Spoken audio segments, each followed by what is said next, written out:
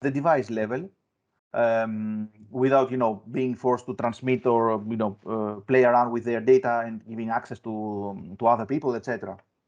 And of course, lack of security training and security protocols adoption is very, very much important, not only for C-certs, C-certs, and technical people, but also day-to-day people that need to understand the risk, need to understand the solutions, and take actions into their devices.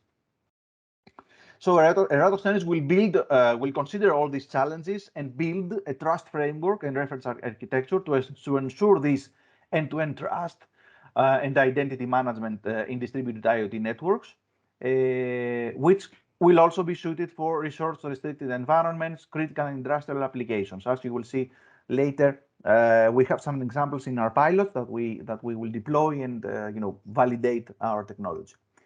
The second objective is on the design and development of a lightweight, distributed and dynamic trust manager to enhance the trust in large-scale distributed networks, considering heterogeneous ID devices, as I said before, and covering each layer and cross layers inside the network.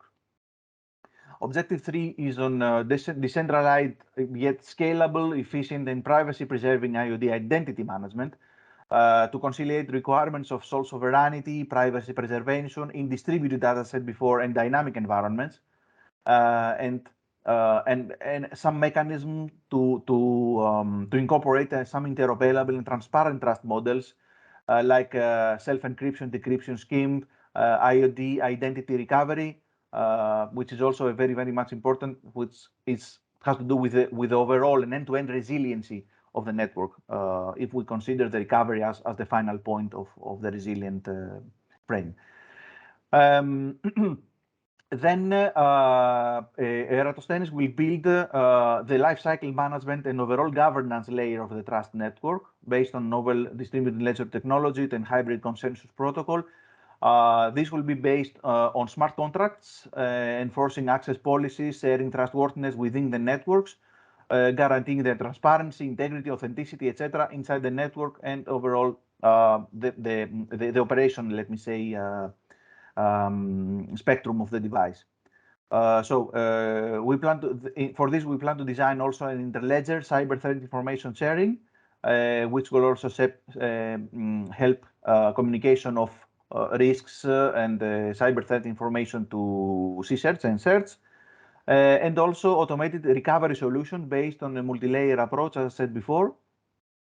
We plan to integrate and validate this approach into real-world pilots in 3 pilots that I will mention afterwards. And we plan to organize several training and realistic cybersecurity exercises and several training sessions. Of course, knowledge spreading, dissemination, capacity building will support these activities, but they will also support the enforcement of the Cybersecurity Act. And also, we plan also to contribute to standardization activities, and finally, of course, build around an exploitation and market positioning solution for the overall project. So the overall vision of the project is to devise, implement, and evaluate a novel, distributed, and automated, but still audible and privacy respectful trust and identity management framework to dynamically and holistically manage the life cycle of IoT devices, strengthen trust, identity, and privacy in the whole IoT ecosystem, and support the enforcement of the NIS Directive, GDPR, Cybersecurity Act, etc. The technical aspects, if we go a bit closer to the technical solution, include some trust engines and trust evaluation, decentralized identity management as some mechanism to conciliate requirements of sovereignty, privacy preservation, etc. Self-encryption and decryption at the actual device level, and support the automated recovery process, as I said before. Threat analysis modeling, collaborative IoT threat intelligence sharing across the ledgers to adapt the different detection and defense mechanisms. But also, we plan to integrate physical and clonable function, which is a very challenging thing, on the actual devices, using and combining the trust framework and distributed ledgers. Finally, we fully support the enforcement of the NIS directive. Information sharing, as I said before, is a very major thing there. And we will use interledger technologies to securely transmit this information. Regarding the validation and pilots, we have 3 pilots, as I said. The first one is on connected devices, on connected vehicles. And here we're talking about devices and onboard units on cars, on vehicles. And our use cases are considering interactions with vehicle to vehicle or vehicle to road infrastructure, such as traffic lights or other smart city components, etc. And software updates is something major here, just to ensure that the software is fully updated and trusted around the different vehicles.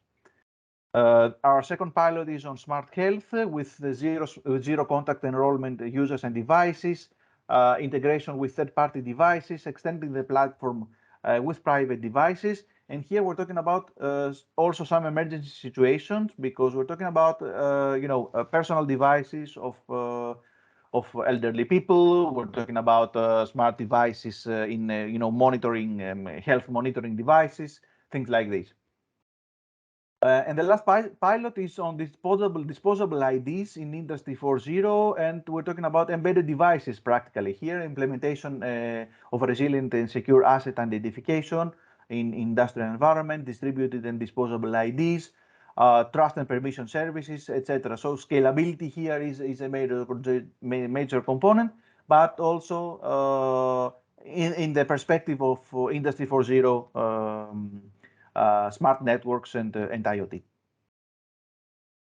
Just before closing, the solution is expected to reduce the number of cybersecurity incidents, support as much as possible towards a low cost or lower cost implementation of the NIS directive, the GDPR, etc., and different other regulations. Support effective and timely cooperation and information sharing between organizations, such as self-recovery items, etc., between CSERTs, etc. Availability of comprehensive, resource-efficient and flexible security analytics and threat intelligence at the edge, even at the edge. Provision, as I said, of advanced tools and services for the CSERTs and CSIRTs to communicate between them and between the different organizations and enterprises. But also overall, prepare the EU and the EU industry for, towards better tackling and more efficiently tackling threats related to IoT, ICS, as industrial control systems, and AI or any other system.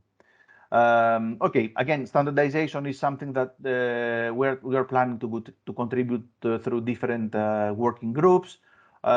Widespread adoption of technologies, of risks, of threats is also a target of us that we expect to provide a significant impact.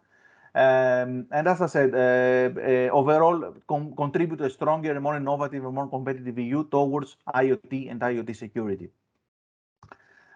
Closing, let me say a few words about our upcoming steps and the current status. So we are right now just finalizing the requirements, just having finalized actually the system requirements and system architectures. We have a first version of the system architecture that will be presented in another event, in the IoT event that we have a huge participation in June in Dublin.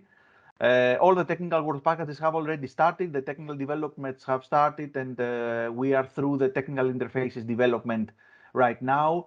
And at the same time, we are studying the deployment and preparation of our first use case, which will be the automotive one, and start early next year. So towards this, we have our plan is to have the first proof of concept ready by the end of the year of 2022. We have a very major participation into events right now, and I'm happy that some of the projects around the table today are also participating into this workshop. So we have a major event in IoT Week 2022 in Dublin. Please, if you are there, just please drop at the proper room. We have a workshop there, and we also have two or three other workshops that are running in parallel. The WISP one, the RS one, and the IWAPS, as I mentioned here. Sorry, I think I'm a bit over time. So thank you a lot. Thanks a lot for the information and all the project partners. Thank you, Costantino. Yes, sure. Regarding the event, yeah, there are, I think, two more projects that are now with us today. We are going to get together during this IoT week and present our project. I see there is a raised hand from Sergio. Please, go on, Sergio. Okay, thank you. Let me apologize for my presentation because I had the slider from the from the camera. Maybe I was too security conscious and I was leaving myself. No, it's okay. So I have an open question to Kostas. Thank you for the presentation. Nice to see the updated status of the project. What do you expect, or what is the position of the project with regards to the pilots and the threat modeling? Do you know, this is one particular challenge we faced ourselves in Arcadian IoT. You know, we are an R&D project, still not doing any type of threat modeling. It raises some difficulty in actually providing or defining what are the security mechanisms for the pilot. So what is your stance in the project? Thanks a lot, Sergio, and good to see you also here. The status is that we have been through two different approaches for this. The first one is, and it's also two deliverables that we have just submitted. The first one has to do with exactly as you mentioned, the threats in the IoT domain, challenges, requirements, other opportunities that we have right now to cope with. And that's the first deliverable, and the other deliverable is a set of requirements and challenges from our pilot use cases. But also in this deliverable, we can also find some, more open approaches regarding the overall IoT domain and spectrum. So I think by these two deliverables, of course, they are open for sharing. I can share them with all of you and you, Sergio. I think we provide a holistic, overview and study of what's happening in the area. What are the challenges, basically, and what has been done in the area. What are the standards that are contributing towards this solution, etc. So I think these two deliverables will help a lot if you need something, a consolidated approach at least. Okay, thank you. I will have a look for sure. Thanks a lot, Sergio. Thank you. Okay, then. Thank you a lot, Costantino and also Sergio. I think we're a little bit late for our lunch break, so if you would like, we can stop here our webinar and go for a lunch and resume again at 1 o'clock set time. Great, then. Sounds good. Cyranus, Okay, just before we close, just a quick question. Are you planning to share all the presentations between us? Is that possible? Yeah, actually, yeah, we are recording the webinar, okay. So yeah, we will share also the whole the session with the recording. Okay, okay. I hope this is fine with you. Okay. Yeah, I would be happy to share even the PPT because it's sometimes quicker and easier to pinpoint okay, project, but that's up to us really. Yeah, okay. If there are no any other objections from the other project partners, of course, I can share with all of you the PDF format of the presentations. Okay, great. Thanks a lot. Thank you. Great. See you soon then at in 45 minutes at 1 o'clock set time. Okay. See you in a bit. See you. Bye-bye. See you later. Bye. Arellano, Christopher, and would you like to share your screen? Sure. Okay. Yeah. Thank you, Sharon. So I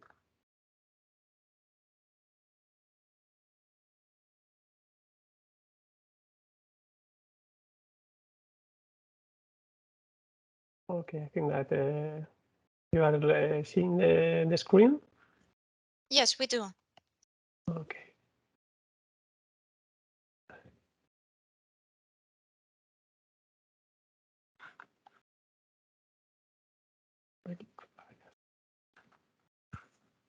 Okay, so thank you, everyone. I'm going to speak about what are the things that we are doing in IDUNN project. Okay, as all of you know, is IDUNN project is one European project that is part of the cybersecurity call funding of the European Commission. So in this case, the project is the length of the project is 3 years. It started in September in 2021. We are 10 partners, and there is the budget is around 5 million euros. Okay. The main idea behind the IDUNN project is, in this case, to create a cognitive detection system for cybersecurity operational technologies. Okay, it is focused in industrial control systems and how, in which way we can protect this industrial control system from cyber attacks. Okay. And in this case, in industrial control systems have some peculiarities in the sense that it is not a IT,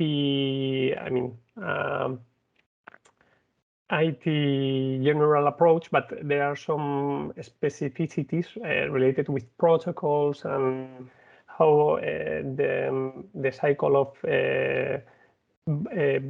book patching and updating is different from the typical scenario, the IT typical scenario. Okay, so in this case, we are proposing to create in this cognitive SOC. Okay, in this case, security operational center, but that some of the tasks are performed automatically or semi-automatically. Okay. And in this case, the idea behind it is like in industrial control systems, there are usually in typical supply chain, there are some actors, there are some manufacturers that are working one each other, and a problem that can happen in one point from the point of view of security can in somehow affect to the whole supply chain by breaking it or by infecting to the rest of the partners. Okay, depends of in this case the architecture. So the idea is to create a system that add a layer that allows to strengthen the trust between the supply chain partners in industrial control systems. Okay. And in this case, we are focusing not only in the IT part, as I mentioned, but also to the OT. Okay, with what happened with all of these devices that are difficult to patch with low resources. Okay, to add some security mechanisms. So in which way we can protect it. Okay? And the idea is to do it. If it is detected an anomalous situation, just trying to analyze and respond quickly. Okay? And as I mentioned previously, the idea is to do as much as possible automatic things, okay? And taking into account that sometimes it is not possible to stop these industrial control systems because they can have an impact in the productivity, okay, of the supply chain. So we are 10 partners from, in this case, from Spain, from France, from Germany, and from Finland, okay? And it is, as I'm going to explain later, 3 of them are use case providers. So in this case, Mondragon Assembly, Arasate, and COSINF are the use case providers. So we have 3 use case providers, okay, and the rest of the partners are technology providers, okay. That we are going to build things to, in this case, to give us a proposal to the use case providers, okay.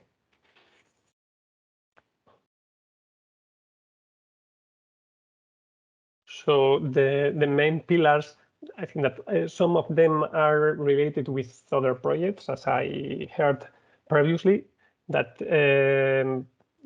for example, we ordered all of these activities related with the NIST, the NIST approach, that it is needed a way to identify what is if there is a threat, and from the identification and detection part, we are also thinking, to apply AI techniques, and in our case, because as a typical scenario from the IC industrial control systems is that there used to be plenty of devices that are spread.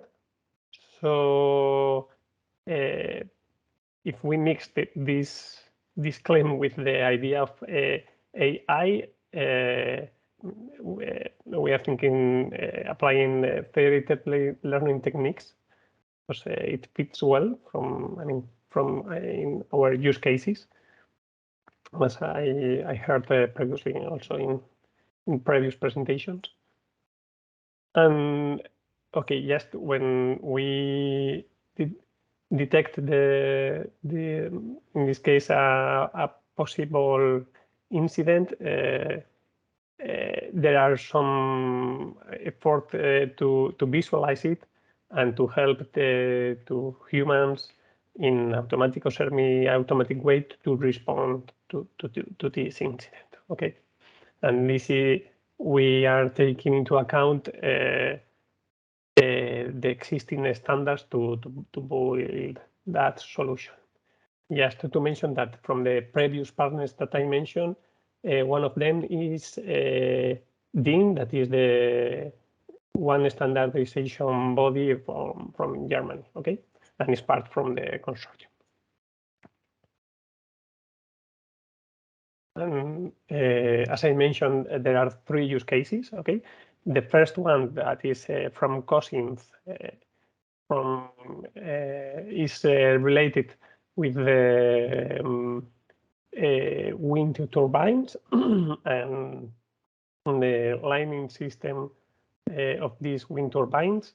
It is mandatory to have in a wind turbine to have a light that is in the top, that if one airplane is going over the wind turbine, it is needed to switch on and switch off this light. Okay, this is one of the regulations. So they made this embedded system to control this lighting of wind turbines. Okay, and the second one, that is related with manufacturing. Okay, in this case, Mondragon Assembly, they build production lines that are from different sizes, but in this case, we are going to focus in one production line that is focused in the manufacturing of gas bulbs.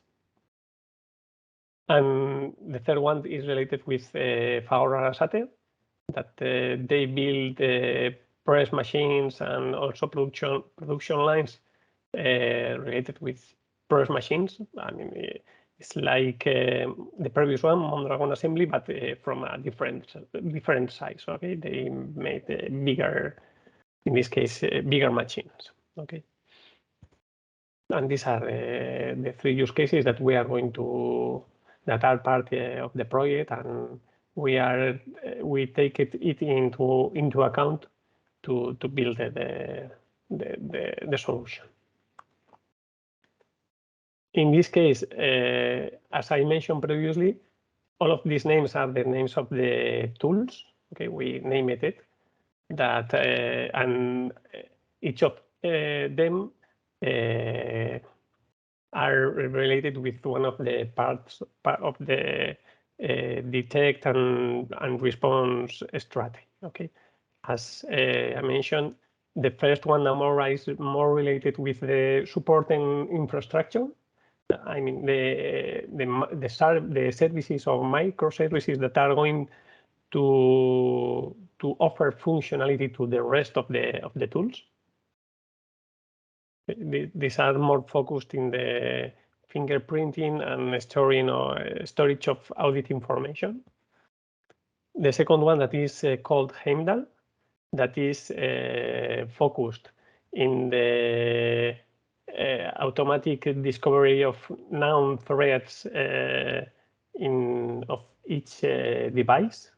Okay, the idea here is to create a bill of materials of all of the elements that are that we are using, and just to scrape the data from internet, from reported vulnerabilities. Okay, and just alert if any of the things that we are that are running in the system are compromised. I mean, there are public information that says that it could have some problem. Okay.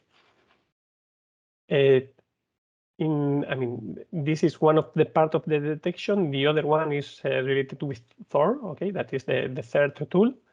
And in this case, this tool, it is going to be behind of it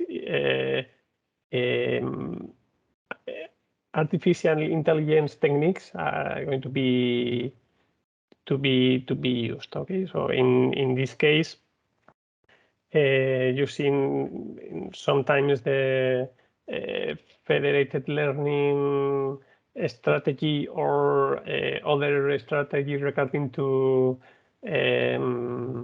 information that could exist in the dark web or in other places.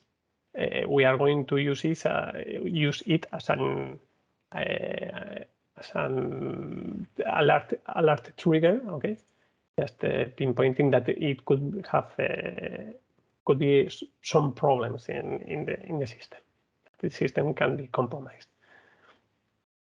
And taking into account or considering the formation of Heimdall and Thor, it is going to be the input for Odin.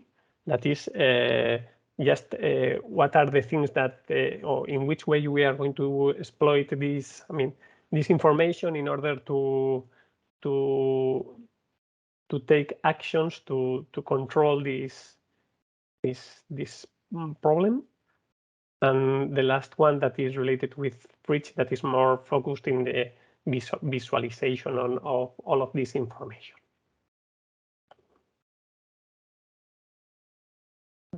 Another way to explain it is, I mean, in this case, it's the same information that I mentioned before, but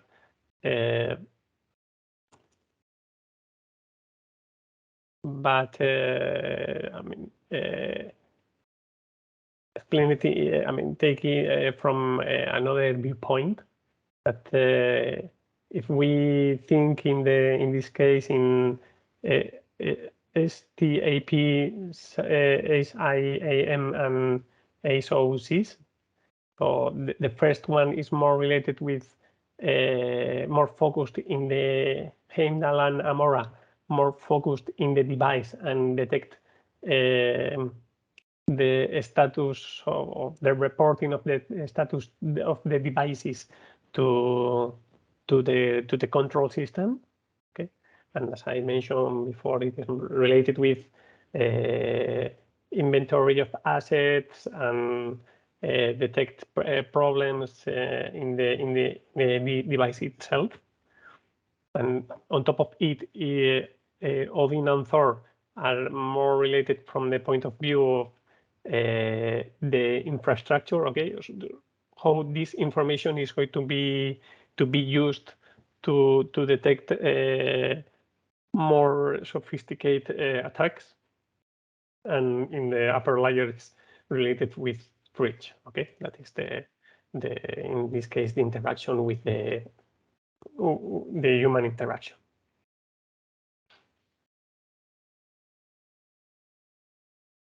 Okay, so the expected results is from one part, the methodology based on immutable blueprints.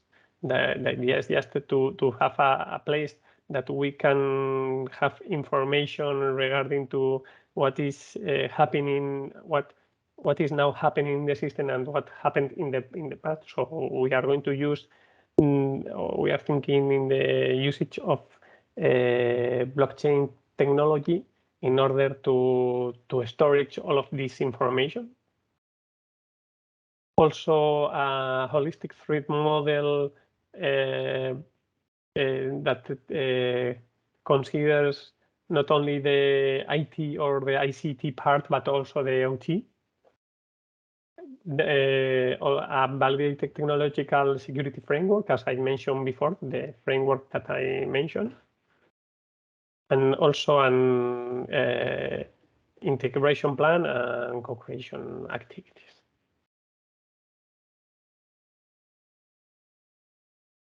So this is the project structure of IDUNN. As I suppose that most of the BP1 and BP8 and BP9 is quite common. We also dedicated one of the work packages from 2 to 6 to each of the tools that I mentioned previously. And BP7, we are going to do the validation of these tools in the use cases.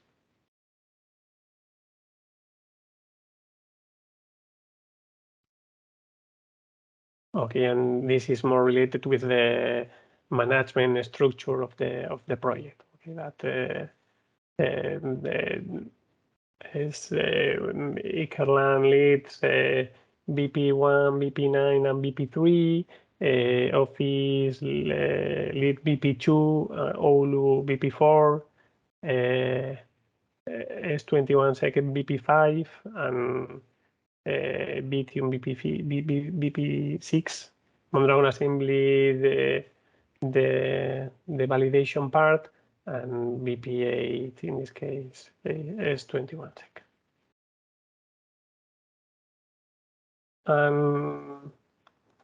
That's all from my side. So, I mean, we are just not starting, but at the very early stages of the project. So we have clear what are the status of the use cases, but from the technical point of view, the progress is quite. We didn't build anything at this stage. I see. Yeah, of course it is. Yeah, it's normal that you are just in the beginning, like creating the baseline of the project, and it is normal.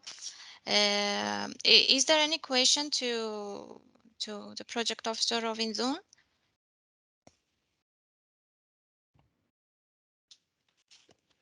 I have a question, if I may ask. Sure. You mentioned that one of the pillars of the project is the policy enforcement, and I was wondering, because we have a module dedicated for that in Sentinel, I was wondering whether this is a feature of the architecture, this is a module or I don't know, a context that will be implemented as part of the IDUNN framework. Yeah, I think that there is a part related with. I mean, it is not the core of the project, but this is one of the. I mean, one of the things that we are thinking to use the TNCA. I mean, that is more related to how to control the access of the device of the devices based on what is the reported health status. And I don't know if it is in this case, I mean, aligned with the thing that you mentioned regarding to how to, in this case, in our case, is more focused in, okay, if we have some clues that a device is infected, so we are going to try in some way to sandbox as much as possible in order not to allow lateral movements and all of these things. I don't know if it is also if it could be aligned with, in this case, with the enforcement in your project. Okay, for us it's different because it's a policy that is drafted mostly on GDPR compliance and personal data protection, and then this module makes sure that this policy is applied. But okay, yes, I understand the rationale. Thank you.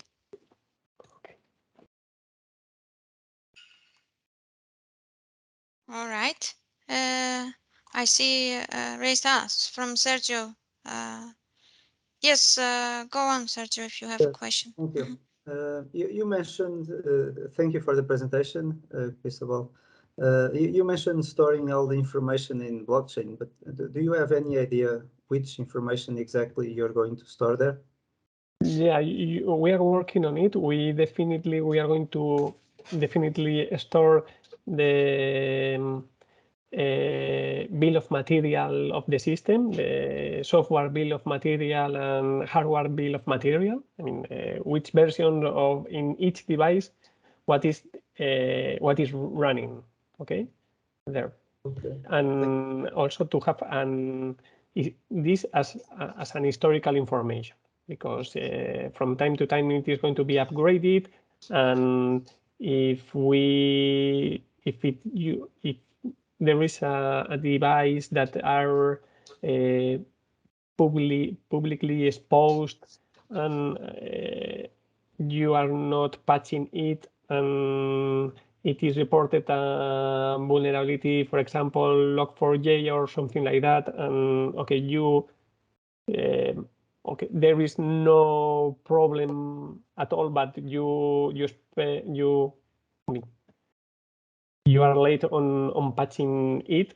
If later it happen, if there is any problem, I mean, after the patching, probably it could be related with okay, you are patched, you don't have any clue of infection, but you are really infected. So I mean, I think that are definitely the asset inventory. It is going to be there, and we are thinking also from the audit information regarding to, I mean, if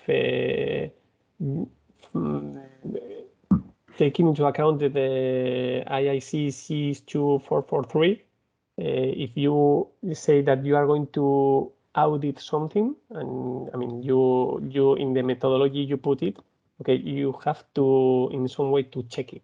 Okay? So this checking to also store there. But I mean, the asset inventory clearly, and we are just thinking which other information it makes sense to store in decentralized and in immutable way. Okay, thank you. It's clear. Okay, then let's move on. And our last project, second project, Monica, the Yes, project hello. coordinator. Hello, hello, and welcome. Hello, good afternoon. Okay, good I should say good afternoon. afternoon. Yeah. for me. Okay, It's still. so the floor is yours. Sure. Let me share my screen.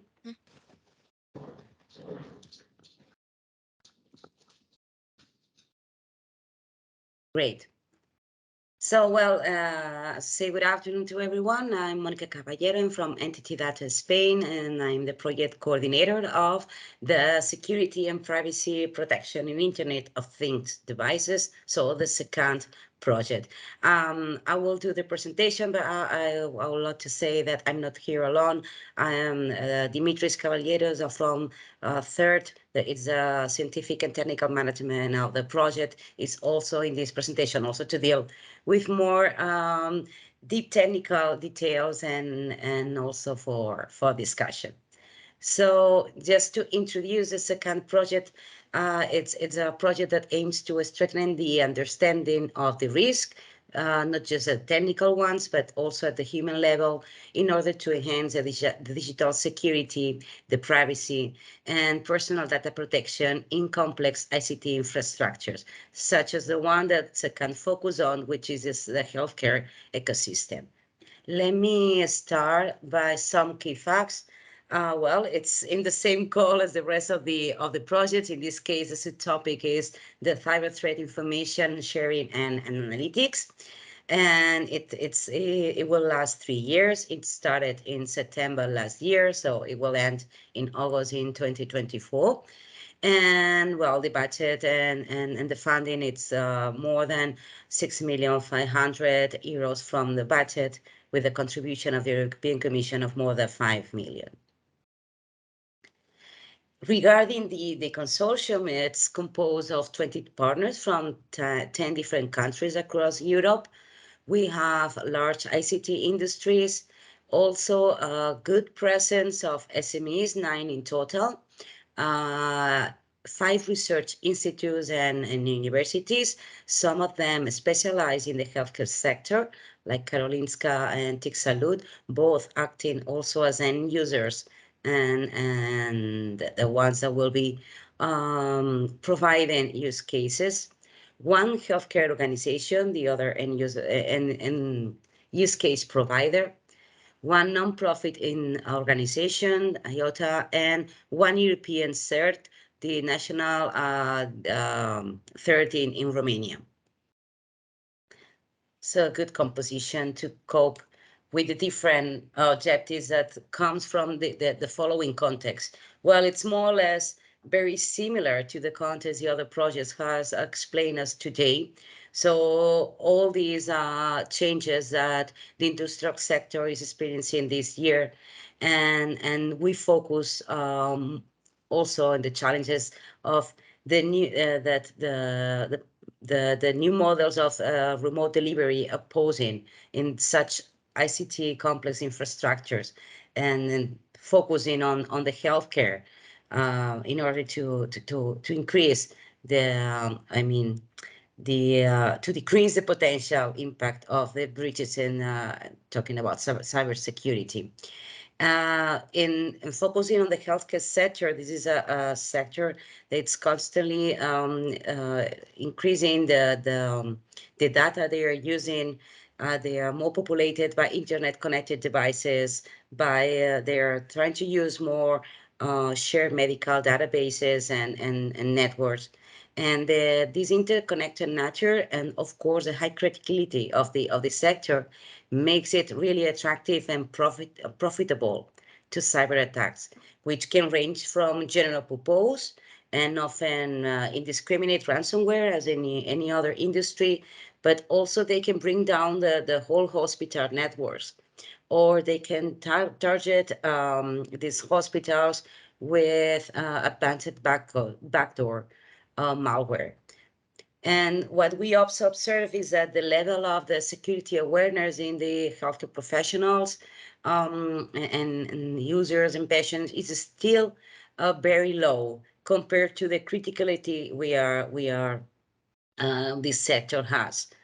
So in this such a complex cyber risk environment, what we want in SECANT is that we aim to complement all the traditional specific platforms and the countermeasures, attack-specific countermeasures that are being developed and available in the industry by, as I was saying before, trying to enhance the understanding of the risks at both the human and technical level. And we want to focus also on the human factor, not the whole project, but I think it's distinctive because it's the weakest link and requires also training, which will be a pillar also of the project. On the technical point, of course, the risk needs to be understood and codified in ways that can be monitored and prevented. With also in this slide, we wanted to highlight the different actors and stakeholders that we have in this healthcare supply chain. We have, of course, the clients or patients that need their data to be protected. We have all the providers that need to ensure the security of their infrastructure. And then we have third-party agencies that need to ensure that everything is secure and that all the sensitive data is protected in a proper manner. So with that content, the main objective of the project is to develop an automatic threat detection platform that is addressed to CERS and CSIRS, that it's capable of identifying threats and attacks while promoting the situational security awareness as a priority within complex ICT infrastructures, and in particular, as I was saying, in the healthcare ecosystem. The idea is that this platform enhances the capabilities of the different stakeholders in the healthcare supply chain and enable the industrial participants to make informed and context-aware decisions regarding the cybersecurity, the privacy, and of course, the data protection risk. And second, reason for my pilot. On first one is the digital security and privacy. So assessment of the risk and the vulnerabilities, both are at the ICT infrastructure as well as the human actors level. The second one is data protection and accountability. And for that, we will base on the latest distributed ledger technology. The third one is collaborative threat intelligence in order to collect, share, and report security incidents. And the fourth pillar is the cybersecurity awareness training that we address for both technical and not technical users. So cybersecurity professionals, but also other professionals and stakeholders in the supply chain and the patients. These four pillars translate into different components that are depicted in this high-level architecture that we have designed, and that will be integrated in a virtualized platform as a service type of solution, which will be the SECANT platform. So in this picture, we can see at the bottom where it will be the supply chain, so the infrastructure, the ICT infrastructure, all the connected devices, IoT, and any other devices, and of course the patients at the end, and the professionals interacting in this supply chain. At the top, we see the SECANT platform, and we have the different ways to interface that I will be commented right now. So let me start. I won't go through the specific objectives since they're closely related to the different models that we'll be developing. So I prefer to go directly to comment on the different models. So let me start by the first two ones, and I will go through the threat intelligence model. And this model, the idea is that it's created to support the creation of dynamic vulnerability databases and as well as taxonomies for the cyber attacks against the ICT-based systems or applications or services. So it's composed of the idea is that it collects and shares all the threat intelligence from the supply chain stakeholders. It reports also to thirds of thirds, and it will build the dynamic the taxonomies to be used in the rest of the platform. Then we have the cybersecurity risk management companion that deals with the cascading effects of cyber attacks and with propagated vulnerabilities of interconnected complex ICT systems. And it in this case, it's composed of 3 modules. And well, before that, this model, it takes input from the threat intelligence model to identify these potential vulnerabilities, assess the propagation through the supply chain, and propose treatment solutions. So as I was saying, it has 3 modules: the Connected Organizations Cyber Risk Assessment Engine, that is the one responsible for analyzing the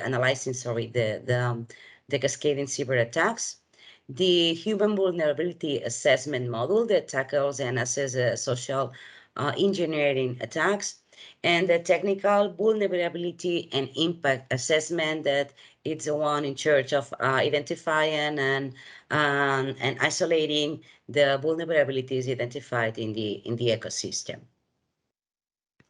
So let's continue with the next one that supports these two first, but the whole SECANT platform, which is the trust and accountability model that deals with verifying the integrity of the data, of establishing the security of the devices, and track the provenance and the integrity of the device data, and also tracks the correct access to data. And as other projects very similar, it will be developed as a decentralized infrastructure using the distributed ledger technology, and it will register and verify the decentralized devices identities and records the transactions of data between the devices through the supply chain, trying to adhere to all the standards and to be auditable. It includes it's accompanied by a privacy toolkit that it's the one that will merge advanced encryption technologies to mediate all the access, all access to the information flow through the trust and accountability model. And it will include hybrid encryption mechanisms to protect data, as well as protection of the key, password, and security-related information. So ensuring all the communications between the cybersecurity professionals and the SECANT platform. And it also includes a digital identity management model to identify, or then we call identification of the professionals, the clients, and the different instruments in an organization. It will be totally integrated into this trust and accountability model, and will allow to record and trace all the interactions between the different entities.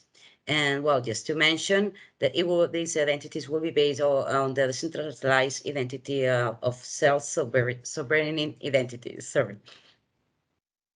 So then if we move to the part of the training, for that we have the cybersecurity training model, and that will develop 3 components for both the security professionals, the cybersecurity professionals, sorry, and non-technical end users, in order so they can make smarter security decisions with training and simulated social engineering. So it's the 3. Let me start by the cyber range. Sorry, I have my dog here making sounds. My apologies. I was saying about their organizational cyber range, that it's addressed for security professionals. So they allow to train a simulated representation of the supply chain.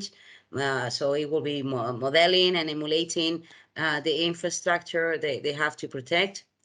And then we have also the security awareness training platform to train other professionals in the healthcare domain, and also the patients, so they can familiarize with the best cybersecurity practices. And we will use gamification strategies. It will also be enhanced with a chatbot for making even more interactive and allowing the training through mobile devices. So how to interface with the platform.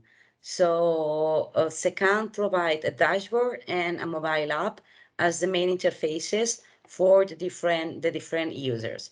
The dashboard is addressed to the cybersecurity professionals, and it will allow to interact with the cyber risk management companion and threat model, so to assess the knowledge base or the vulnerabilities identified, and also to check the risk and that the cybersecurity risk management companion has assessed. And on the other hand, we have the SECANT application that it's for, as I was saying, clients and other professionals. And so they will allow to access the security awareness training platform, but also they will allow these users to monitor the information, how the information that is relevant to them flows through the supply chain using the trust and accountability model.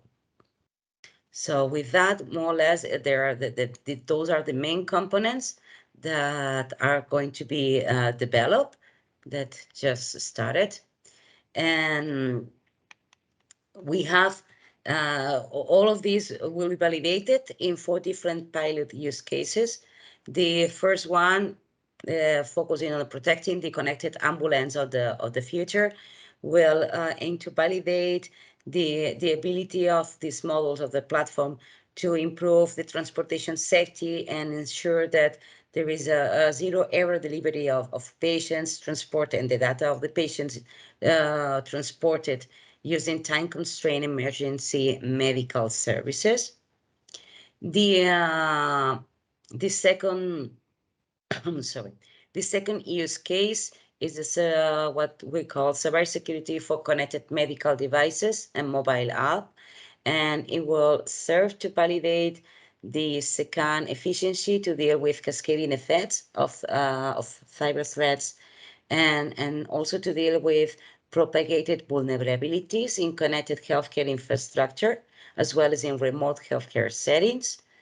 The third one is the health data protection in healthcare supply chain, that it's designed to validate how SECANT can ensure the privacy and the data protection and the accountability when operational data is being changed within the healthcare supply chain. And then we have all of these 3 are led by healthcare organizations or healthcare research institutes. And the last one is kindly different, because it is to validate the capabilities of SECANT cybersecurity training models and the cyber range. So what we will do is to deploy our training models and train both people from the consortium, as well as try to reach other stakeholders and to check whether the training models are, well, to validate them, the usefulness. So let me finish with summarizing a little the SECANT expected innovations, what we think is innovative in our project. On the first hand, we are developing innovative risk analysis methodologies, so they can be used for both private and public organizations to identify risk and that may impact in the security and privacy of data.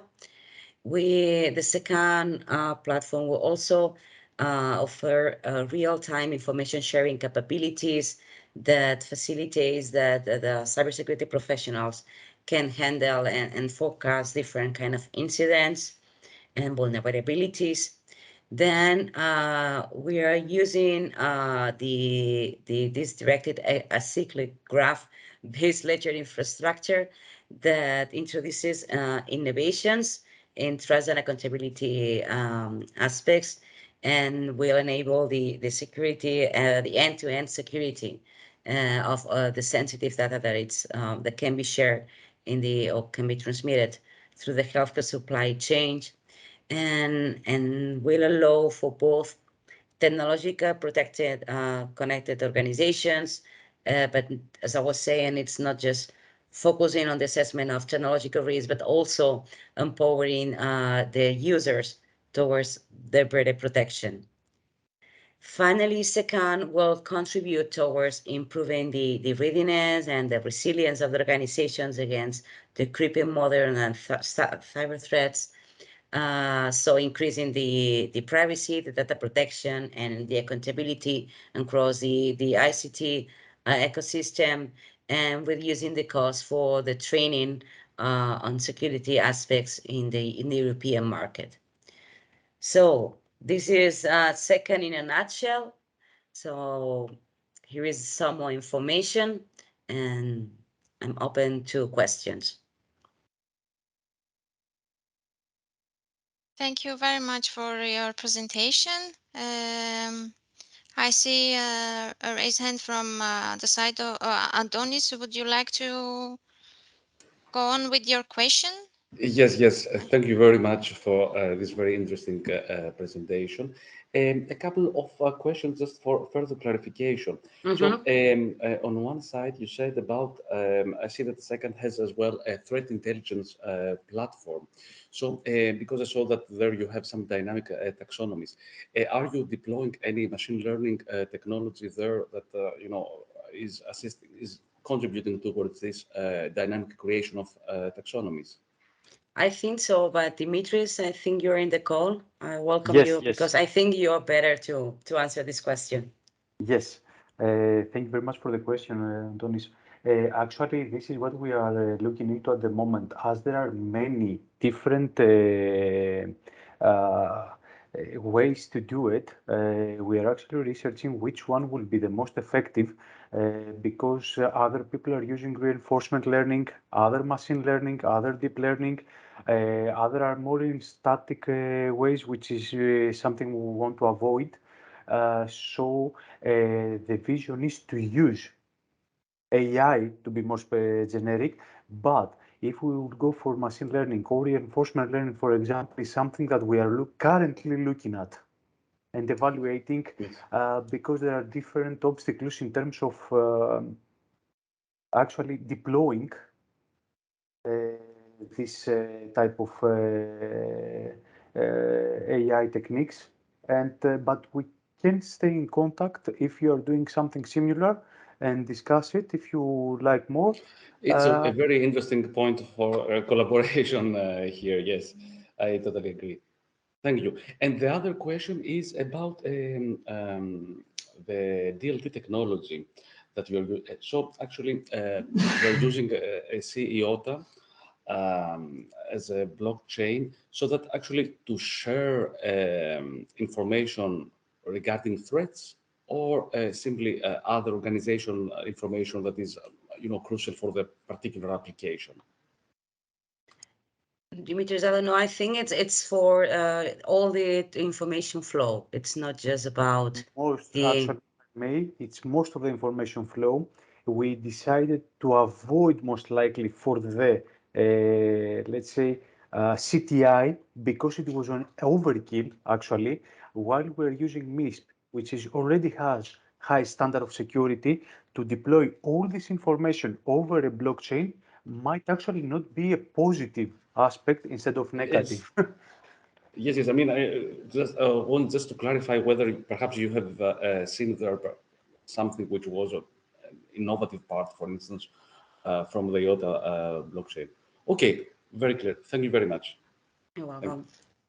Just to clarify, the problem was the volume of data at the end of the day with the CTI. Sorry for the noise. My dog now is making noise. Sorry.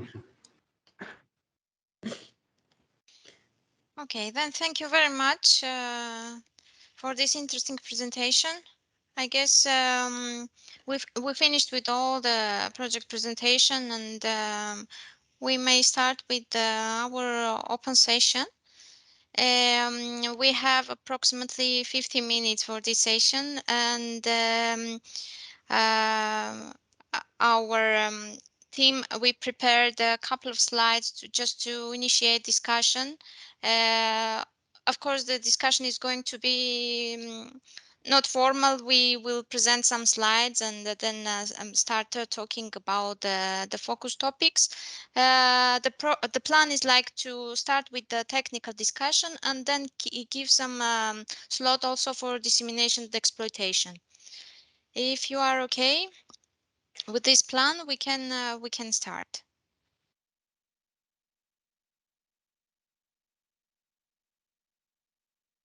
All right, so I can share my slide. Just a moment. Okay, then.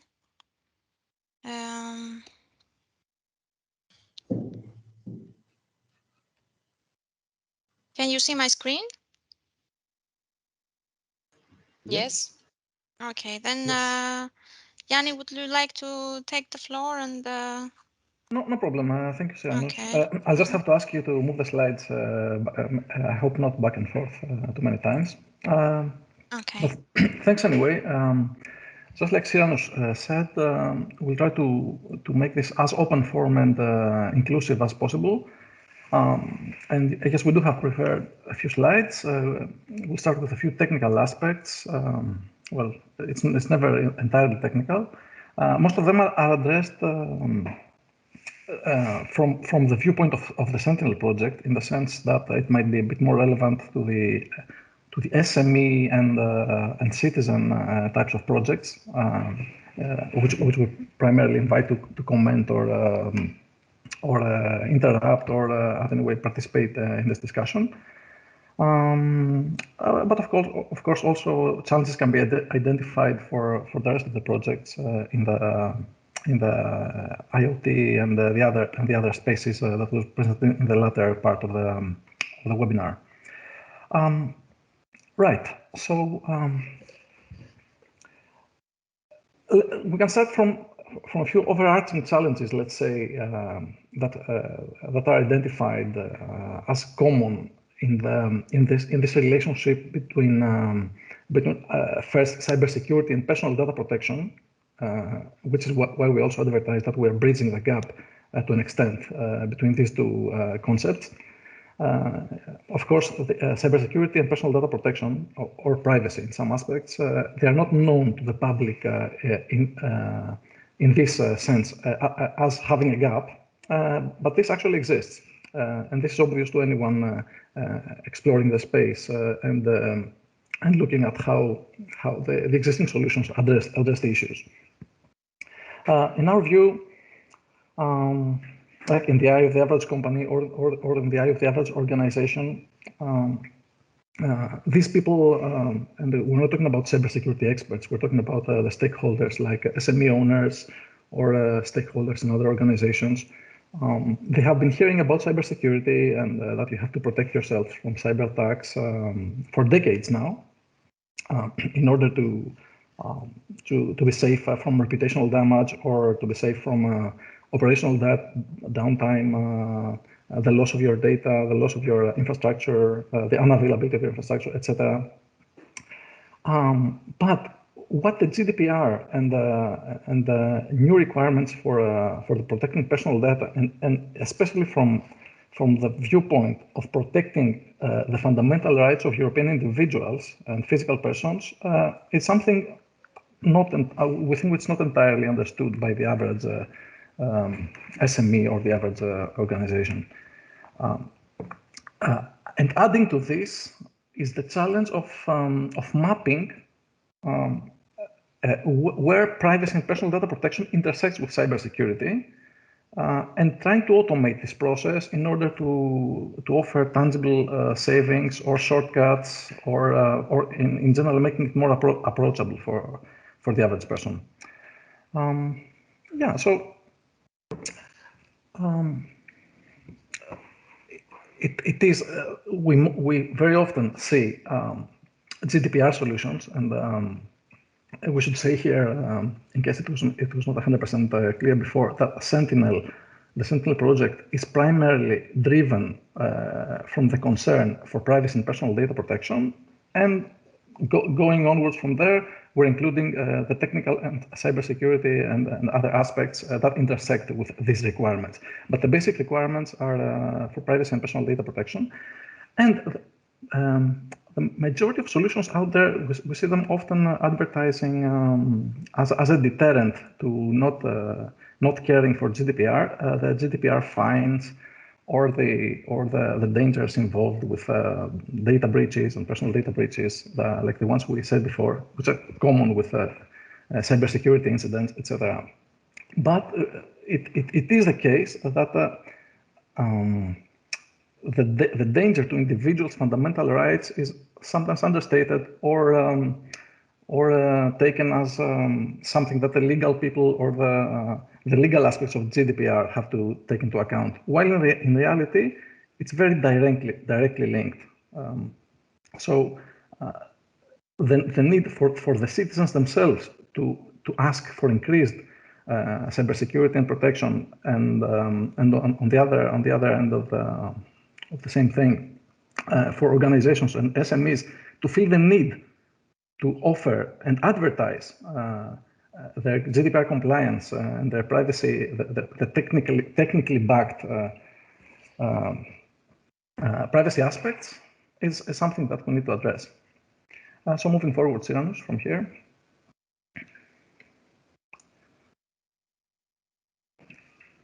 Yeah, we have two slides dedicated to this. I think this first slide here covers the first aspect of awareness, and awareness which comes from the profiling phase of what we do.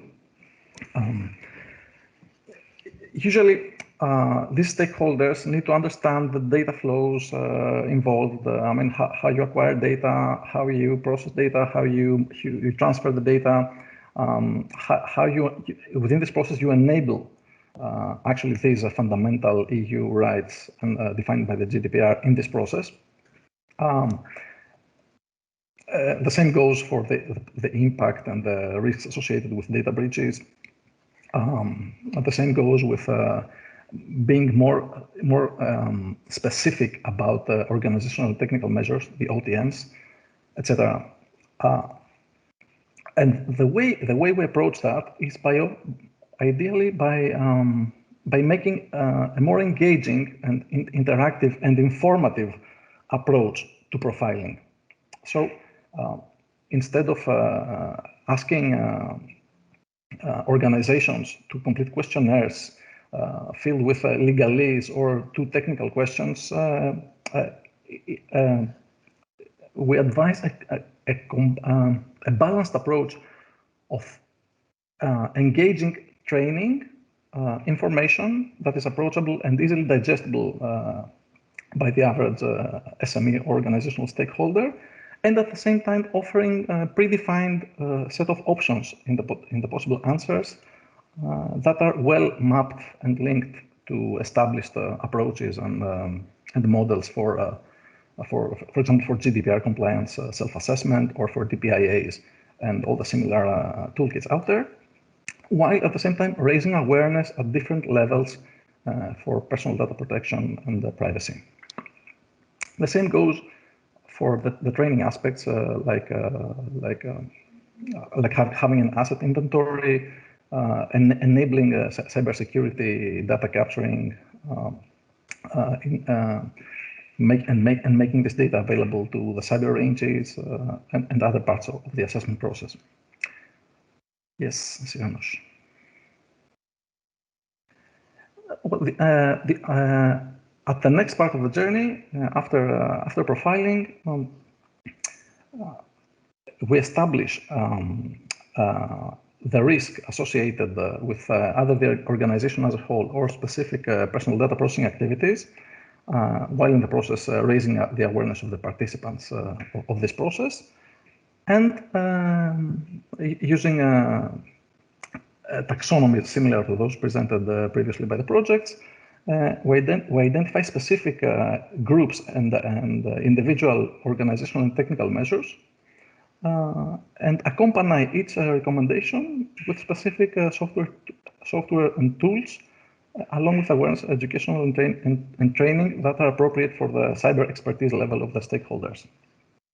This then is accompanied with further automation approaches that can either capture data critical to the progress of the let's say enforcement of the policy prescribed, or also enable certain manual workflows where either organizational users or external third parties, such as auditors, can participate in the compliance center and use a checklist approach to validate specific policy points and associate them with individual measures. Going to the final slide, Janusz. Let's give an example here, or an explanation of how this actually bridges the gap that we mentioned before. Technically, this is achieved through the mapping of these different components, starting from personal data protection requirements, using a tailored requirements engineering approach, complete profiling for the processing activities, using the established ROPA, or a record of processing activities approach dictated by the GDPR, capturing a complete inventory of cyber assets, and their individual configurations and deployment modes. Here, maybe I'll take the opportunity to also mention the need to differentiate completely different categories of SMEs here. For example, the SMEs that primarily are not owners of their assets, so they do not completely own or are able to configure and own the responsibility, the security responsibility and privacy responsibility for their cyber assets. For example, SMEs that operate solely on a software as a service model, or they use third-party platforms where they do not completely own the security responsibility. So that this has been made clear, and the more simplified policy recommendation approach adopted, where we always know that simple security recommendations and simple security gains can go a long way for the average citizen or the average SME, while complex solutions addressed to cybersecurity experts, for all their innovation, they primarily need to physically address the audience they're addressed for.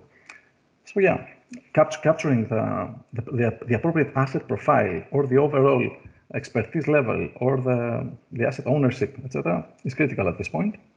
Same goes for the organizational and technical measures and the policy. So these are mapped.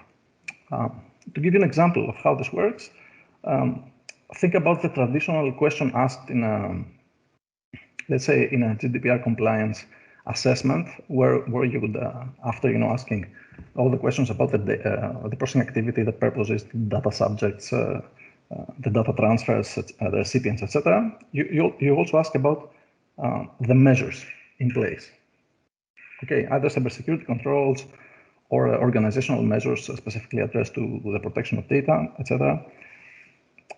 Traditionally, these are captured by human auditors and human assessors in a questionnaire, and then later assisted on site or in any way by human people against reality. So the opportunity to directly map in an automated way these organizational and technical measures with specific configurations, specific cyber assets identified in an asset inventory, and then link them to PDP requirements, and then group them and format them in a complete policy, is essentially the innovation proposed. Okay, this is the thing that tells that apart. But in order to achieve this, you need a very, very careful cataloging and taxonomy-based hierarchical approach for all these entities that interlay together. And this approach will enable all that we see here, a more automated assessment and monitoring process with the potential to cut costs, saying that the SMEs will not depend so much on external assessors at the initial step of the journey. So the human assessor is not taken out of the picture completely, but at least we can advertise to efficiently raise stakeholders' awareness at the initial steps of this journey, so that they can more confidently and in a more informed manner ask for help and focus on the areas that really matter for cybersecurity and the protection of personal data. And which in turn will be linked to their achieving their business goals and protecting fundamental individual rights. So this is the approach we see here. These are the challenges identified in the space. So I think the projects that are addressed either to organizations and SMEs or to citizens or both, we can identify a lot of common ground here, and maybe discuss on what we have seen as challenging in the space, and how we are addressing it, and explore potential synergies and an open discussion. Well, thank you, Yannis, for your presentation, and also bringing on the table these topics. If there are any additions from, okay, we started with linking cybersecurity and data protection together. So yeah, maybe we can start from the project that are related to these topics. If there are any additions, or from your side, how do you see these topics? If you seen familiar challenges in this regard, please feel free to comment. Oh, one other way, if you don't mind, one other way of looking at this from a higher level is like it's like a two-step process for approaching your let's say your intended audience. The step number one, which is so many times discussed as the challenge in reaching KPIs, etc., in this project, is getting the audience interested in the first place. Yeah. So this prevailing, no matter the efforts and the resources allocated, this prevailing sense that the SMEs don't care so much about GDPR in a sense, or that they feel that the GDPR is not really about them, or that it's like a legal or statutory obligation that they have to address on top of their troubles already. So this is the one thing to be tackled. Okay, and it needs to be tackled from both ends, like getting the organizations interested, but getting the citizens interested at the same time. So yes, if citizens don't understand how privacy is important as a fundamental right, or having the approach like I have nothing to hide, so why should I care about privacy or this kind of thing? So this needs to be addressed from both ends. Yeah, and the second step is about once you get them interested and once you get them trying some automation or some solutions of whatever sort, make it as easy as possible, as engaging as possible, and and getting real results that are based on real problems. So this is how we feel about it. Yeah, so basically the challenging part is to engage with the stakeholders, end users, and of course to take account the real needs and requirements in this respect. I don't know if there are additions or previous experience in this regard, if our colleagues also faced with such challenges in this regard, to actually involve them and to engage with what we are doing in our project.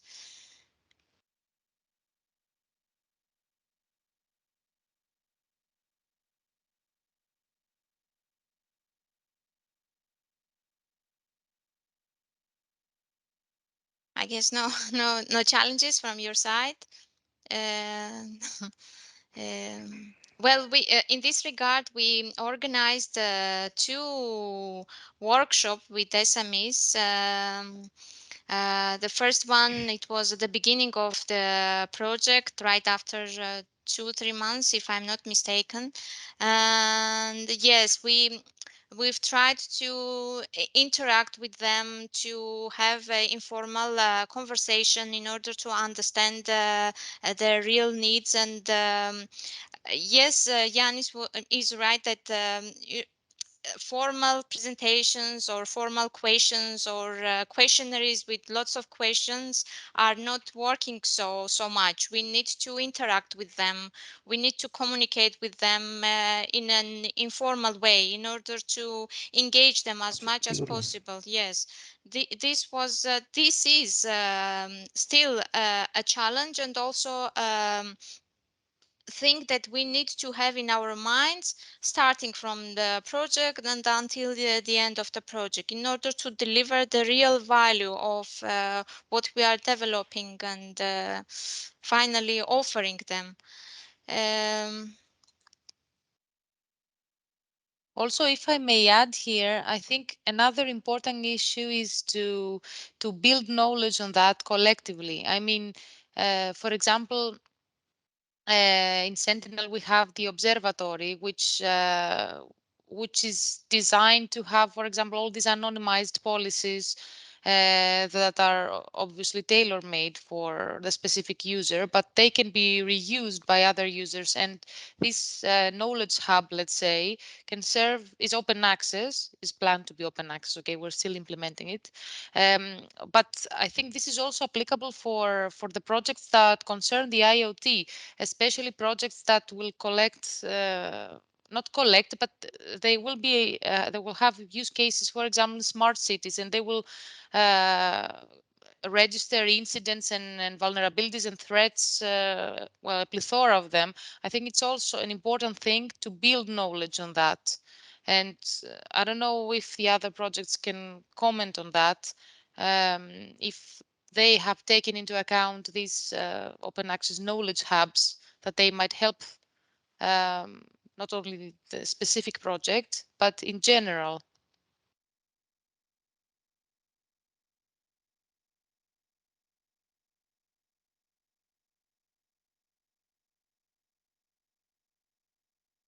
No comments?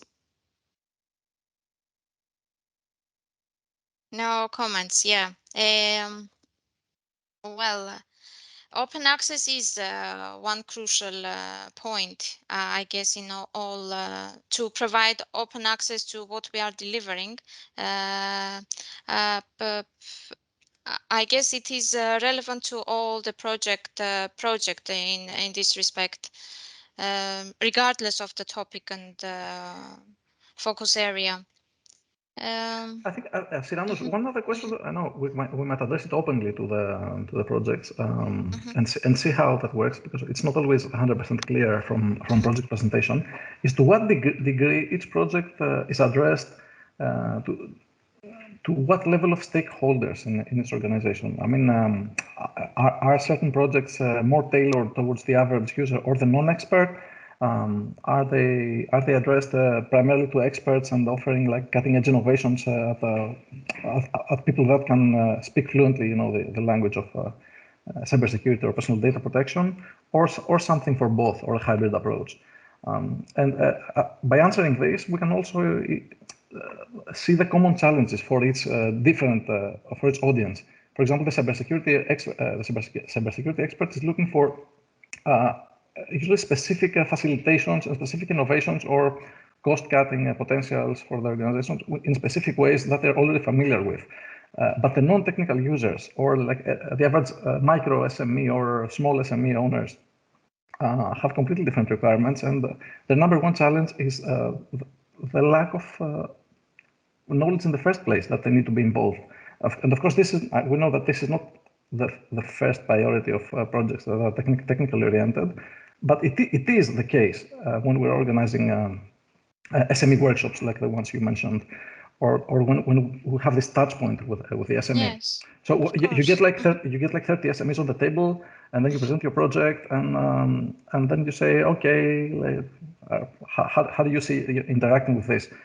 While I don't know, we could make, let's say, maybe we could make more quick wins by presenting some overreaching GDPR cases all together, and how even very, very small businesses are to benefit from a common understanding together with the citizens on why the fundamental rights to individuals matter, and how they can approach the GDPR, not just from fear of the fines or the cybersecurity threats, which you can barely convince them is a threat to them, but for more maybe moral reasons and other reasons.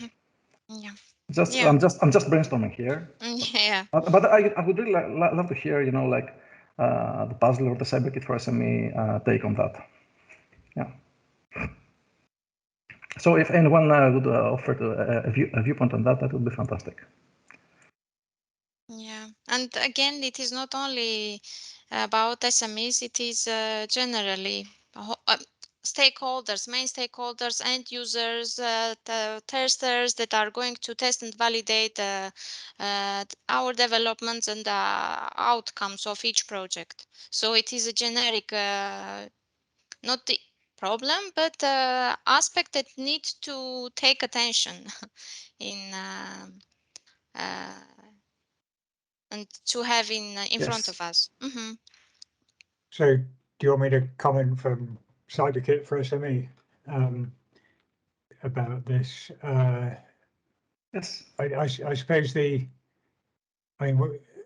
summary of CyberKit for SME is the democratization of cybersecurity for SMEs, that meaning making cybersecurity available for and accessible for all SMEs. So I think, we haven't precisely defined the type of SME, and you're right, there's a massive range from the micro enterprises of 2 people to, an SME goes up to 250. But I think our basic concept is that normal, common day cybersecurity tools are just too hard to use for SMEs because they don't have the experts. You can't expect. I don't know what percentage, but you can't expect an SME to have someone who is really trained in cybersecurity or specializing in that. So in our project, we got a couple of very complicated tools. The System Security Modeler that helps you do a ISO 27005 risk assessment. That's normally done by a cybersecurity expert, and we're trying to make that easier to use. I'm not sure we'll achieve making it as easy as is necessary, but we're going in that direction. And then we got the SEAM from ERATOSTHENES, which again is a very complicated service, and we're trying to make it easy to use. But then wrapping around that, we've got some other simpler services for data protection and for cyber threat intelligence sharing.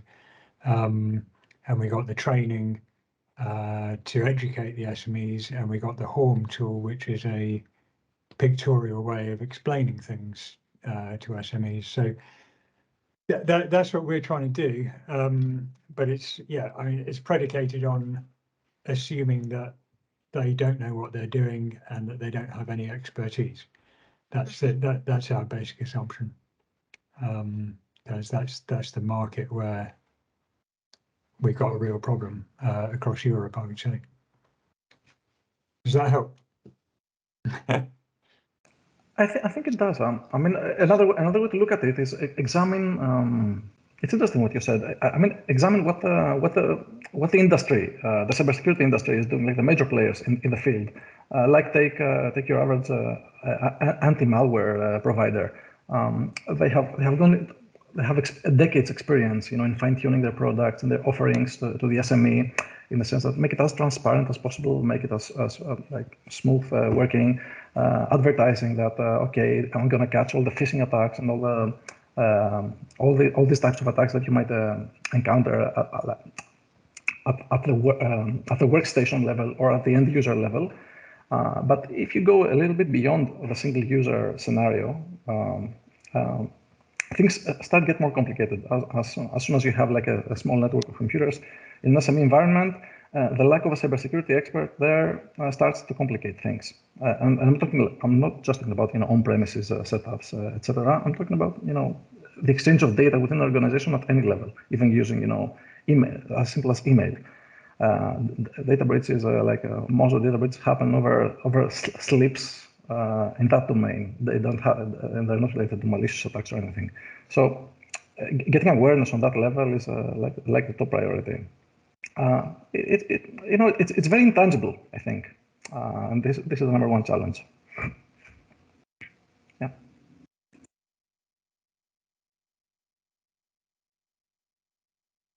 I suppose another issue is that we're trying to, in all of these projects, we're probably trying to advance the state of the art technically, doing new things, as well as making them available for SMEs. And that makes very good point, Stephen. Very good point. I mean, yeah, like we have to. We're offering cyber ranges, like most of the projects do, because that was, that was on the topic as well. So yeah, cyber ranges are like the #1 thing that comes to mind when you're talking about like cyber experts tool. Okay, so the expertise required is really high to get tangible results from a cyber range. And usually they're well suited for really complex and populated cyber environments, not your typical everyday brick and mortar SME or whatever. So what's the gap there and how to bridge it? For example, in Sentinel, regarding this, we have an approach for the cyber range where we say, okay, let me do a very basic and user-friendly asset inventory for you. Not asking too many questions, not asking you to go through all of it by yourself, just a high-level approach, and then bring as much of that data as possible into the cyber range and utilizing patterns and predefined scenarios for SMEs, try to utilize and recommend an approach for the cyber range setup. Okay, it would not work for someone completely let's say, out of context with cybersecurity, but someone with a very basic understanding might get more out of it compared to requiring a cyber expert. Right? Yeah, right. Any other takes from the rest of the projects? Antonis? Yes, thank you very much. It's a very interesting discussion. What I would like also to give as a two-cent opinion here is also that, I mean, from personal experience, perhaps most of you have the same thing. Also, the phishing attacks, which tend to be, I mean, as time passes, tend to be more, all those phishing mails tend to be closer to the original ones. So this kind of, let's say, fighting this kind of malicious activity might require some additional intelligence, of course, training for the end users.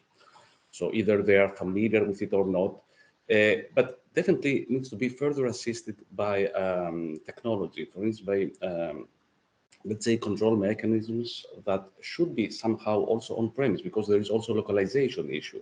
It's totally different to receive an email in English, in Greek, in Portuguese, all this kind of stuff, which tend to imitate somehow also how the language would perform, for instance, an expression, so that you get in your bank details and share your bank details in that way. So in my view, where is also a significant room of improvement is by combining the artificial intelligence mechanisms with also the social engineering part, so that there we can find, let's say, a good intersection on how, I mean, okay, we can understand, we can see whether something is fake, is a phishing approach, but as we get more busy and as the phishing gets more close to the original one, at some point we might need this further assistance from a service which would say, okay, stop, spend 2 seconds more there to check, because there is an alert from my side that, okay, that might not be look like what it should be. And there I find a lot of room for research and improvement, which will, cover the whole value chain. I mean, from the citizen, from the user, to, of course, the micro enterprise, and of course, the big cloud service providers and so on.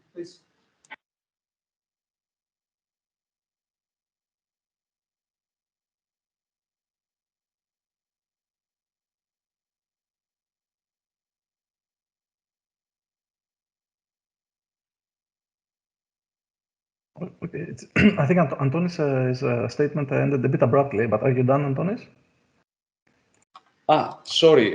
Perhaps I have some connection problems.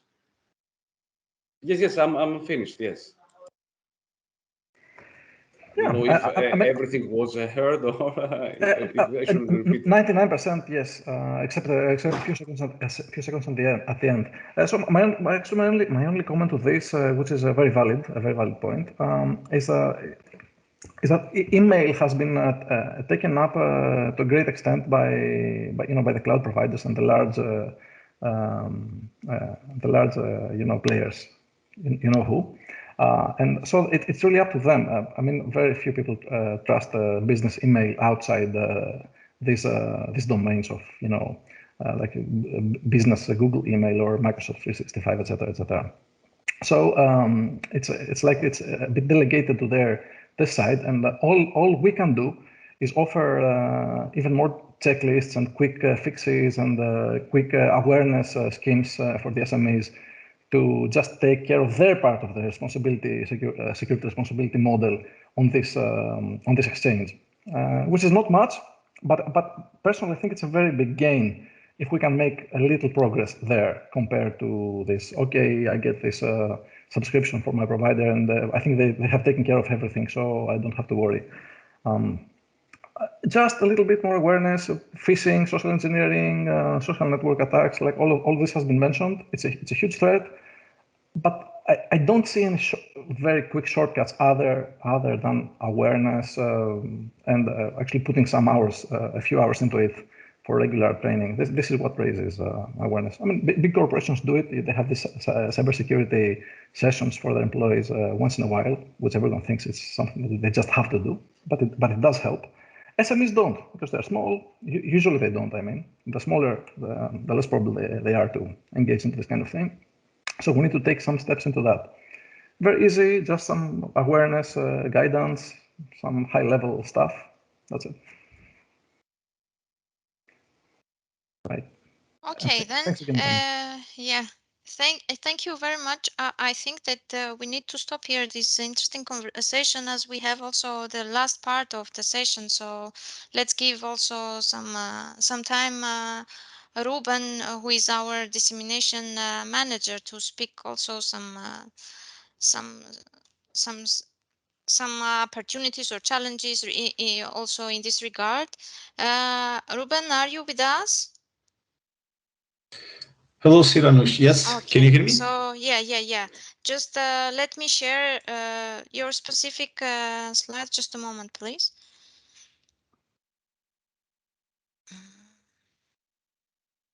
So yes, I hope you can see my slides. Yes. Okay. Oh, sorry. Okay. Okay. Yeah. Okay. So basically, just to pinpoint a little bit on the dissemination and the exploitation activities that we are addressing inside Sentinel, and also to highlight some also potential, let's say, points of synergies, of collaborations between the different projects that are basically here represented.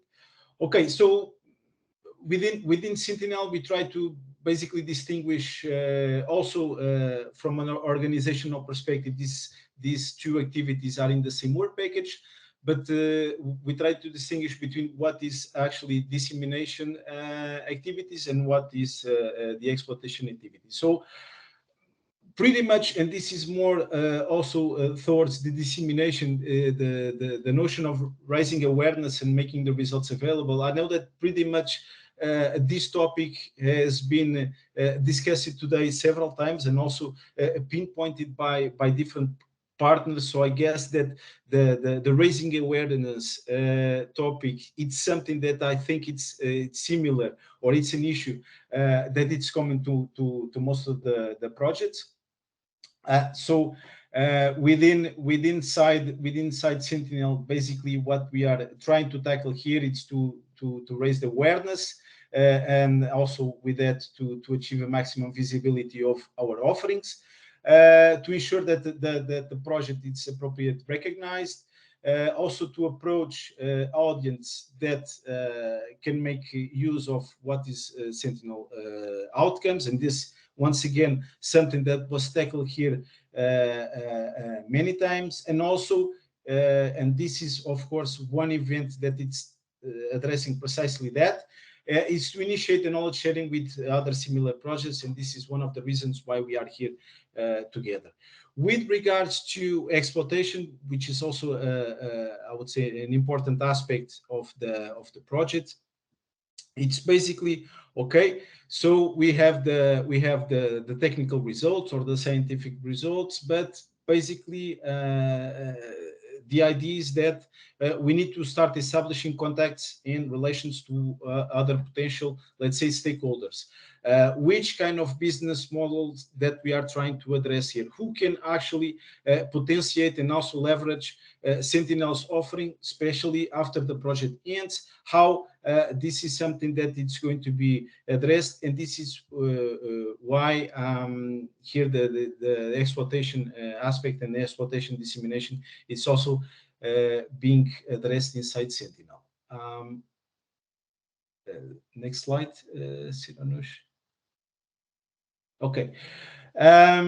So basically we have our, let's say, methodology for addressing the dissemination and the communication activities. So basically we started up by developing the project visual identity. I'm pretty sure that most of these, let's say, points or topics are also similar to most of the projects. So regarding the project visual identity, these are basically tools and means for also raise the awareness of the project's offerings, and also to start engaging and also start communication with the key actors.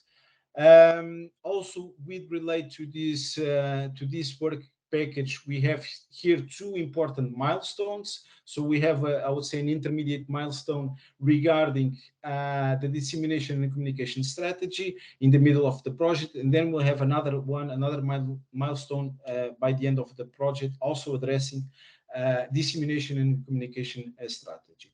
The same applies also here, more focus into the business perspective. Here, sorry, I'm just finishing the business modeling and also the strategies for incentivizing and the promotion of the project, and also aligned with that, there is this need to also have I would say a pretty well defined marketing strategy that will support, let's say, the exploitation activities after the project ends.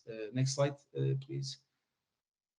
Right. So common challenges, we try to more or less pinpoint here some of the challenges, which I also believe that to some extent they are also similar to most of the projects. So we had to deal with the COVID-19 impact. So I would say that the Sentinel and also some of the projects were born in the middle of the COVID-19 pandemic. So with regards to communication and dissemination, into some extent, of course, this is something that impacts negatively the project, because also something that was also addressed here, having remote sessions and remote meetings, okay, it has an impact, but it doesn't have the same impact as physical meetings, because when it comes to create awareness and engage with stakeholders, having physical meetings, at least in my perspective, have a different impact on remote meetings. Actually, I will quote a colleague of mine that say that the most productive, let's say, discussions are taking between coffee breaks and lunchtime. So here on remote meetings, it's very difficult to actually achieve that. When it comes to basically reaching the target and audience and creating impact, also another important aspect that was raised here many times, it's actually the motivational aspect. How can we actually attract potential end user customers? Because here we don't have, let's say, at least from a direct perspective, a financial let's say, contribution, because in this perspective, end users are stakeholders, will be, let's say, engaged with Sentinel on a voluntary basis. Okay, of course, that inside Sentinel we also have some use cases, but our idea is to go for real life test, validation, and experimentation on a wider audience. So here it's very important, and something that was raised also by Yanis, creating the need and also keep the end users motivated with the offerings that we are providing in inside Sentinel. Okay, the incentivation perspective, what will the users gain out of it? Okay, this is also one of the challenges. The other one more focused here with some of the KPIs that also we need to address, which is actually the level of engagement that we have using social media. So once again, one of the challenges that we can face is to have low impact. What we are trying here, at least inside Sentinel, to overcome some of these issues is to try, and we're already starting that, pinpoint some synergies with digital innovation hubs. Okay, so basically they are, I would say, the open doors for the SME community. And last but not least, once again, that already mentioned, is to actually do the difficulty in validating the project outcome in a larger scale. Yes, I guess it's the last slide. So opportunities, once again, related with dissemination activities. So I'm pretty much in favor of having this kind of event. So we can also start thinking in the co-organization of events. That could be, for instance, workshops under a specific conference scope, or webinars, also joint publications, as discussed here previously. I believe that there are some points here also from a technical perspective which are similar or at least complementary, and for that end probably we can think of, let's say, a joint publication. Also share common results.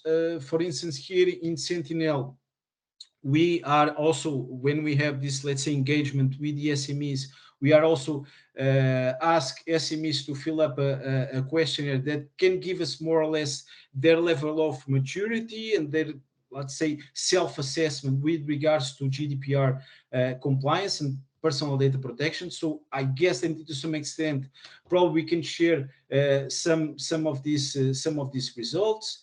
Of course, as already mentioned, we are targeting here European SMEs. I'm pretty sure that also your projects, it's also doing the same. So basically, we can start pinpointing here also some synergies on how can we jointly, let's say, reach a target audience.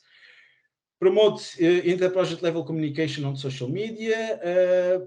Promote, so we've been in Sentinel social media channels, LinkedIn and Twitter. We also been putting some posts also relating with other projects. I can give you an example regarding Puzzle open call. We have been disseminating that in our social media. So promote the physical events. So basically, we are all sitting here together remotely. But I would like to, let's say, to throw into the table a cluster meeting, but a physical one. So just regarding this matter, Uninova, it's actually promoting a big event on digital transformation in October in Madeira Island, where we are going to have a Sentinel project meeting. So probably this could be, I would say, an opportunity for us, all of us together, meet, and probably we could have there, let's say, a physical cluster meeting. By the way, on these events, we'll have also the participation from the European Commission. So we'll have their head of units and also project officers there in this event. But this is something that I can bring you more updates within the next days. And also to emphasize here and to actually give a big kudos to ARCADIAN-IoT project that trigger this dissemination and communication task force. So the idea is that we can meet regularly and also to discuss these issues. And I guess that I'm pretty much up to the end. Yes, Ruben, yes, this was your last slide. Okay. Thank you for your presentation and also bringing in these challenges and also opportunities regarding dissemination and exploitation activities. I guess the topic concerns all the projects. I'm pretty sure that all of them, they face such kind of challenges, but our message here is that, okay, challenges are there, but we can take them as an opportunity. And we propose these actions that we can join our forces, and from challenge we can gain some important insights. I don't know if there are people that have something to add in this regard or comment, or if you have your own experience, please feel free to share with us your thoughts.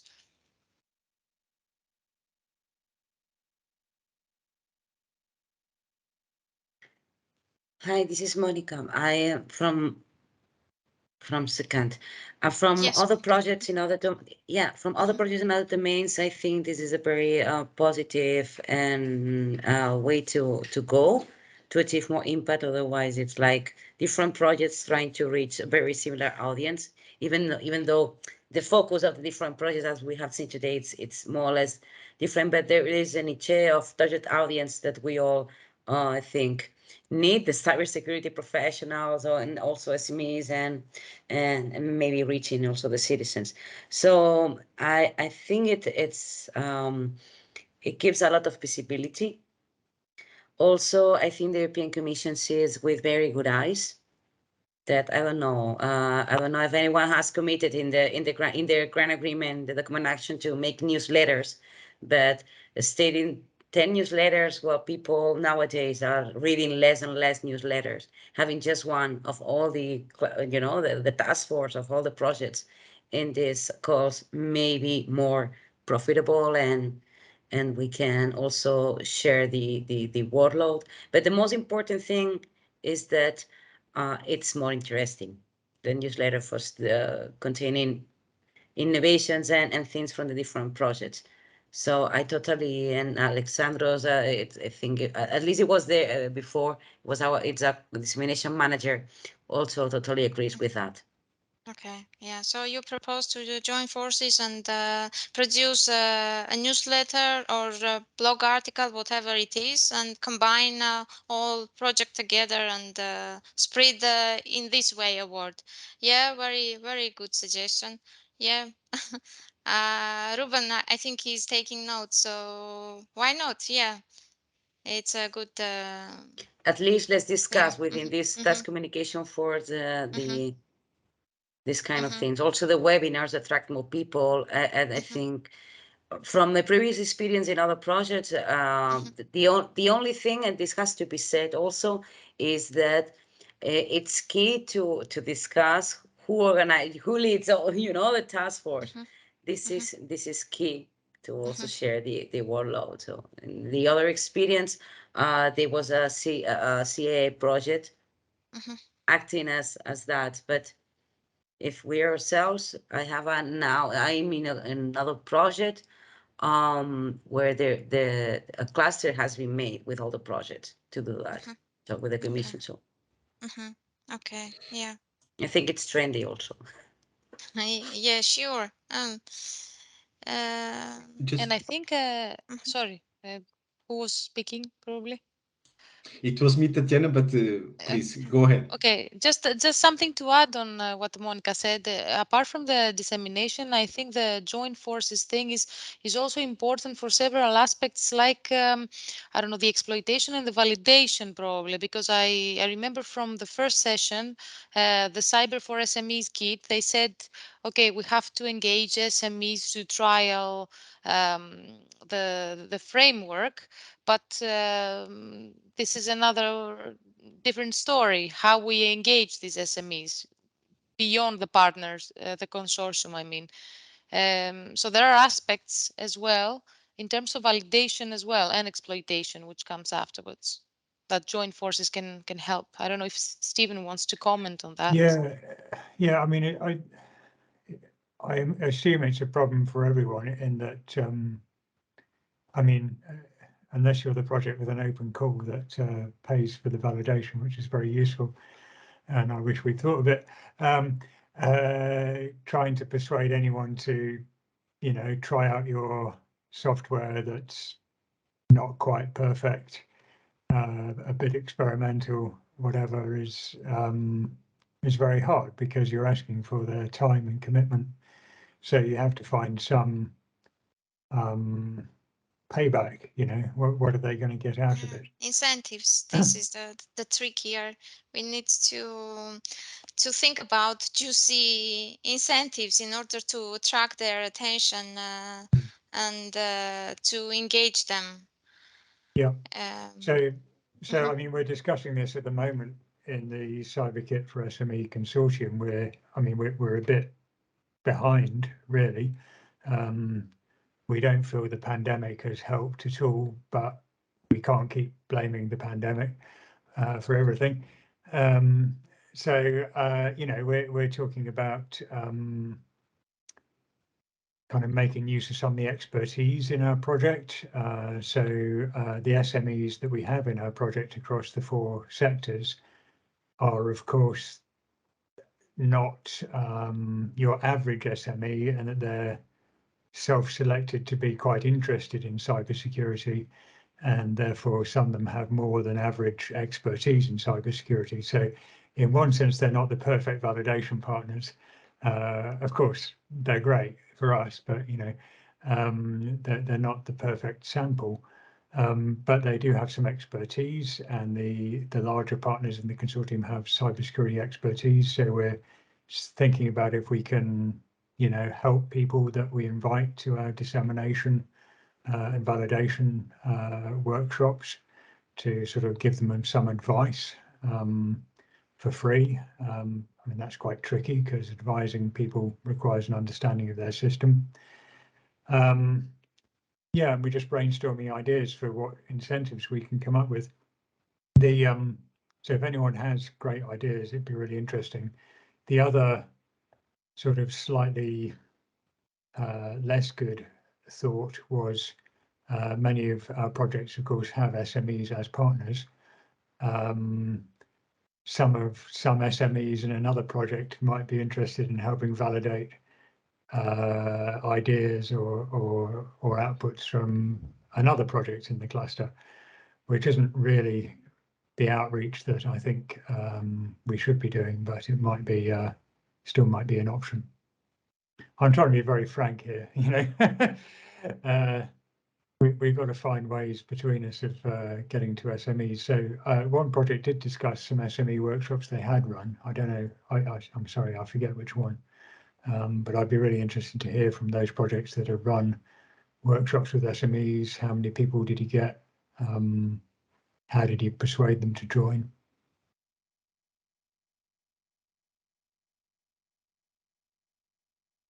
Yeah, Stephen, thank you. Thank you. We share with you the same the comments. I think that would be nice to meet regularly and to discuss more. I mean, to meet in a regular basis if we can, to discuss such kind of topics.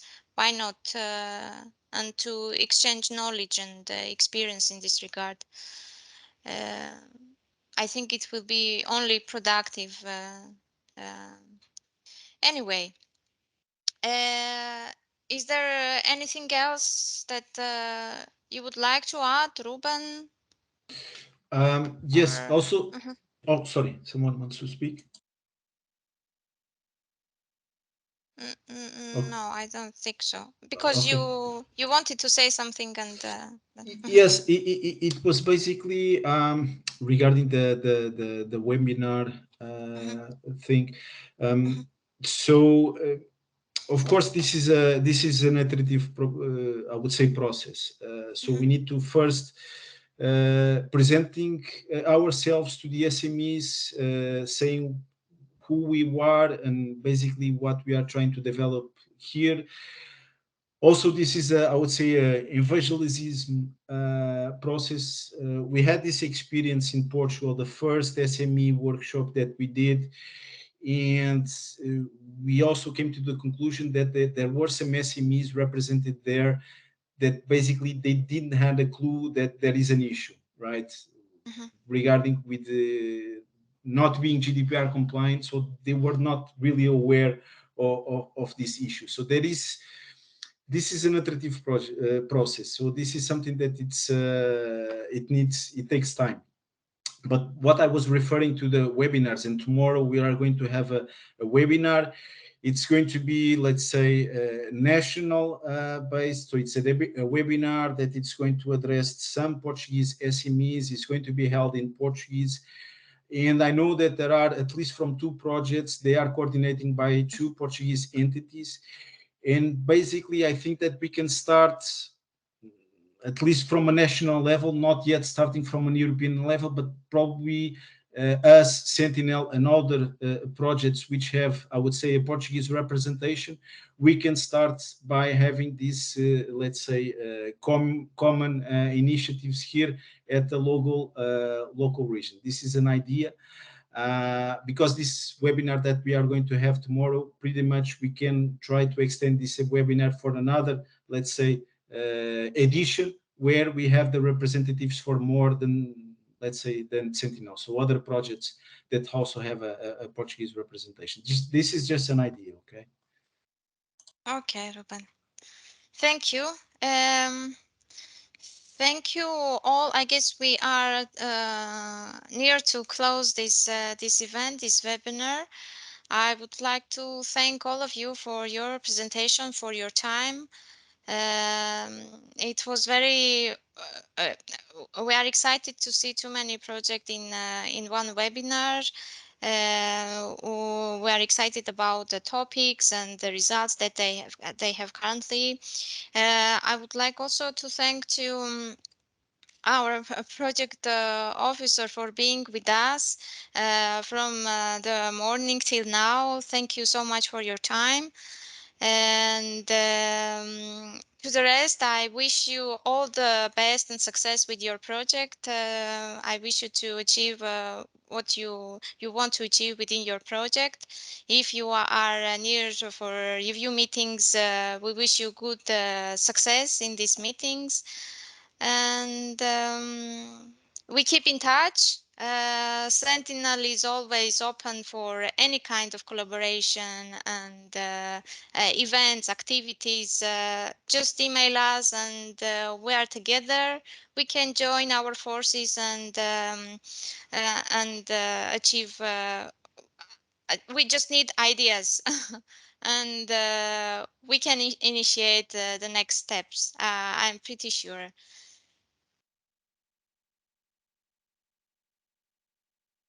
Thank you very much, Cyranous. I think it was very fruitful. Thank you. Thank you all. Thank you very much. Thank you. Thank Bye-bye. you. Thank you. Have a nice Bye-bye. rest of the day. Bye-bye. Thank you. Bye-bye. Thank you. Bye-bye. Bye-bye. Bye-bye.